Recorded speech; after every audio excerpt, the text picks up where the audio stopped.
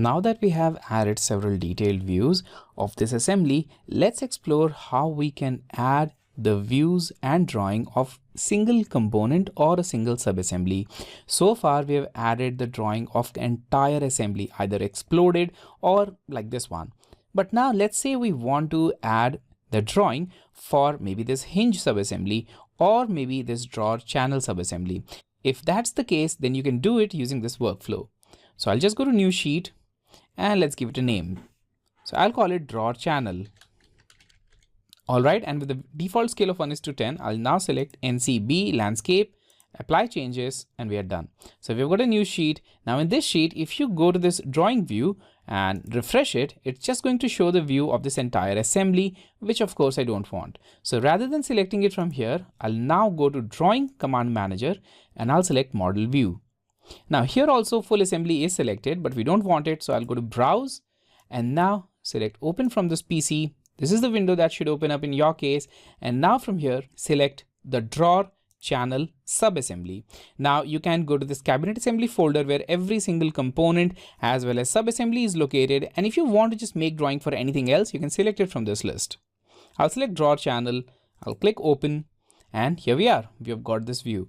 Now this is not the view which I want. So I'll just select this and now that's going to become the primary view. I'll click here and now I'll click up right about here for the isometric view. And then another one right about here. All right, it's added. Now click OK and we have it. Now in a similar way, if you want to add the drawing view for maybe a single component, then you can do the same using a new sheet and the same workflow. Now in this case, let's add one for hinge screw. All right, I'll leave the scale of 1:5, NCB landscape, apply changes. We now have a new one and you know the drill. So just go to model view, select browse and just locate the hinge screw. So I'll scroll down this list and here we have the hinge screw.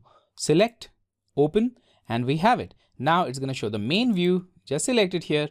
And now we've got other views that you can add. Maybe I'll just add it like so and another isometric view about here. All right, that's quite sufficient for this case. I'll click OK and we have got this hinge screw. In a similar way, you can add different sheets for every single component or subassembly. Here also, if you want to make changes, for example, if you just want to move it right about here, you can do that. You can change the visual style and you can add the annotations like dimensions and notes in this.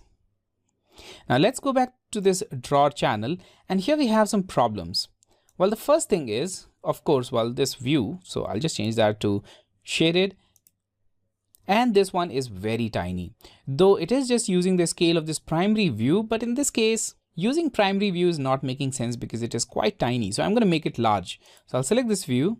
And as you can see here in the scale option, we have use parent scale selected. I'll change that to use custom scale. And I'll change the scale to maybe 2:1. That's larger. Click OK. And now since we have already changed the scale, it is better if you mention this thing as well.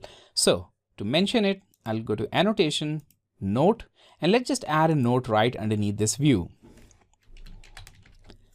So here we are. We've got the scale of 2:1 added right about here. Now this will be the placeholder for only this view. Once again here, if you want to add details like annotations or notes, you can do that for this subassembly.